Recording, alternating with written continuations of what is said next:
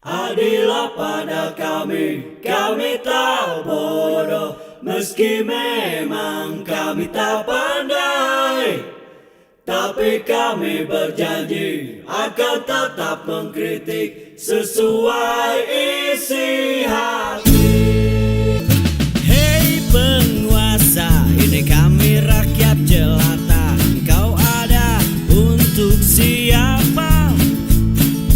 Hei penguasa, ini kami rakyat jelata. Mau sampaikan semua keluh kesah. Bekerjalah dengan hati, pakai empati. Jangan banyak intrik, apalagi bikin taktik. Bijaklah dalam membuat peraturan. Jangan sampai bikin aturan yang berat sebelah.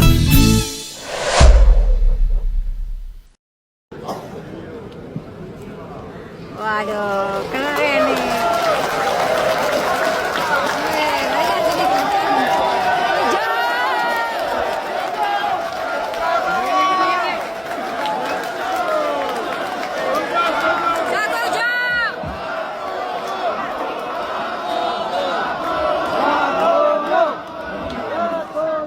Saudara-saudara sekalian,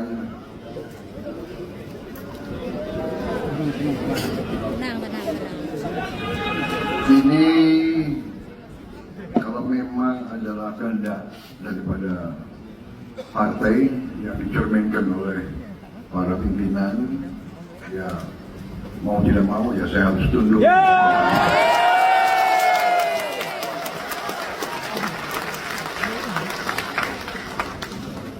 Saya kira memang ini adalah mekanisme demokrasi partai. Jadi saya sendiri sebetulnya pemikiran saya mungkin kita harus mulai melaksanakan kongres biasa. Ini luar biasa terus. Memang kita partai yang luar biasa. Apa kalau gitu taklimatnya sekarang aja gimana? Gas. Dengan persetujuan Ketua Dewan Pembina dan Ketua Umum memberi persetujuan atas permintaan forum agar rapat pimpinan nasional menjadi kongres luar biasa, maka hari ini kita selenggarakan kongres luar biasa.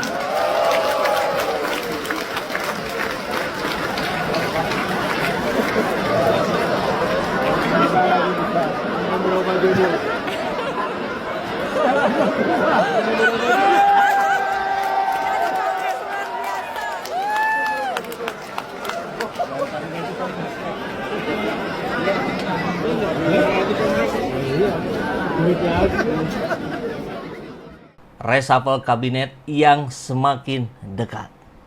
Ya, banyak pihak berharap itu dilakukan di 100 hari pertama, tapi rumornya itu akan terjadi di 100 hari kedua. Atau mungkin lebih cepat, karena sinyalemen-sinyalemen semakin menguat ketika katakanlah Pak Prabowo tiba-tiba Gerindranya ada kongres luar biasa dan menetapkan kembali Pak Prabowo sebagai Ketua Umum Gerindra. Sebelumnya Dewan ya, Ketua apa ya, yang di atas pengurus itu pembina ya, Dewan Pembina. Ya kurang lebih begitulah. Sekarang merangkap menjadi Ketua Umum. Dan Golkar goncang ketika beredar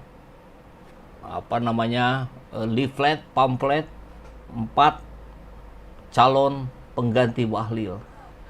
Tentu itu ditolak, tapi rumor biasanya menjadi sebuah fakta yang akan mengikutinya. Gegara gaduh LPG 3 kg muncul 5 nama pengganti Bahlil. Kebijakan pelarangan penjualan LPG 3 kg di tingkat pengecer menuai kegaduhan. Keputusan ini diterbitkan oleh Menteri ESDM Bahlil Lahadalia yang juga menjabat sebagai Ketua Umum Partai Golkar. Banyak pihak menilai kebijakan ini menyulitkan masyarakat, bahkan mengaitkannya dengan insiden yang menelan korban jiwa. Pernyataan Bahlil mengenai LPG 3 kg yang dianggap bercanda pun makin menuai kemarahan publik.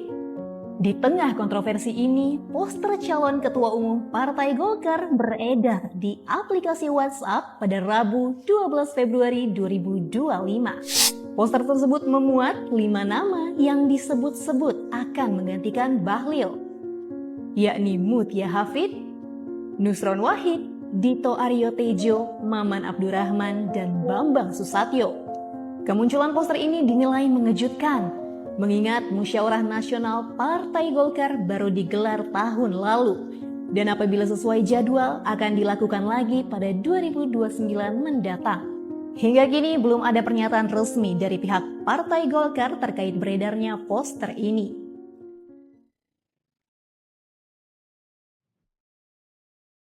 Menteri Dablek sudah ada di kantong. Kantong siapa ya? Kantong Pak Prabowo, bukan kantong Pak Jokowi. Sinyal reshuffle kabinet Prabowo makin dekat. Oke, kita coba simak.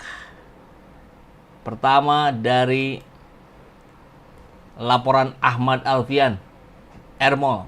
Sinyal reshuffle kabinet makin dekat. Keputusan Partai Gerindra untuk kembali mencalonkan Prabowo dalam Pilpres 2029 dinilai sebagai langkah strategis untuk memastikan politik jangka panjang.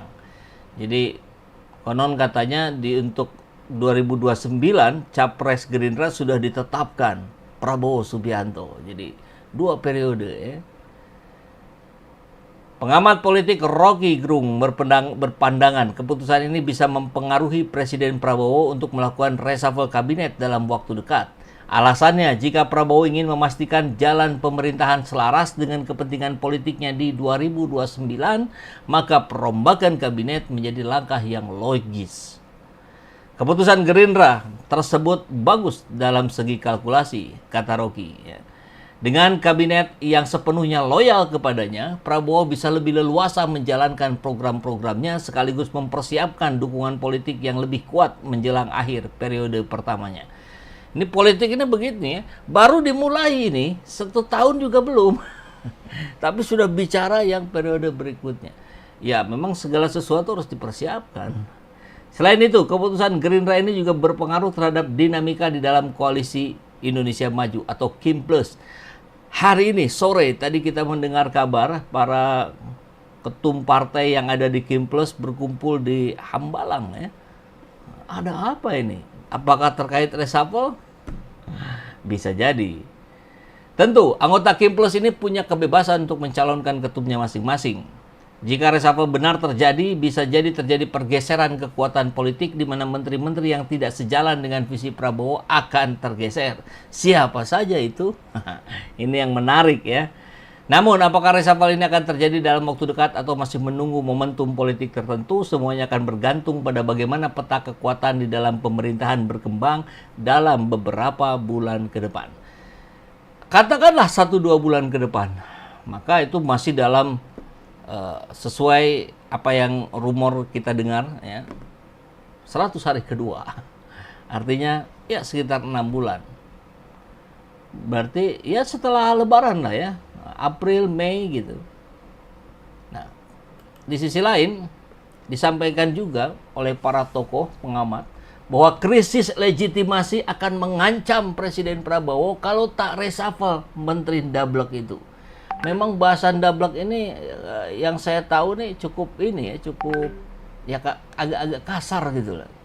Kalau itu sampai keluar ya berarti ada persoalan serius. Yang pasti siapa saja yang direshuffle bisa memperlihatkan posisi Prabowo terhadap Jokowi. Kita tunggu ya.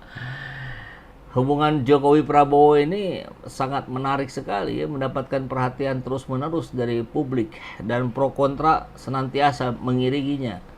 Ya pasti kalau yang direshuffle masih orangnya Mulyono, itu berarti tanda bahwa konstelasi politik sudah berubah. Coba kita simak laporan Ahmad Satrio. Sejumlah menteri kabinet merah putih yang kinerjanya bertolak belakang dengan visi utama presiden, yaitu memastikan perlindungan sosial, kesejahteraan masyarakat, didorong untuk dilakukan pergantian atau reshuffle. Pakar ilmu pemerintahan Elfriza F. Riza menilai kepercayaan publik kepada Presiden Prabowo berpotensi menurun drastis apabila tetap mempertahankan menteri-menteri yang tak sejalan dengan visi utamanya tersebut. Jika Prabowo mendiamkan kasus-kasus pembuatan kebijakan yang tidak becus, akan menghadirkan krisis legitimasi kepada pemerintahan. Nah, ini dikasih contoh Bahlil dengan gas LPG 3 km-nya ya, yang membuat goncangan luar biasa di grassroots. Elfriza melihat kebijakan itu berimbas langsung pada masyarakat. Nah, ini menunjukkan ada kecenderungan Menteri Prabowo yang tidak mau menjalankan arahan maupun keinginannya sesuai dari visi dan misi Presiden. Oke, kita akan lihat apakah reshuffle itu akan segera terjadi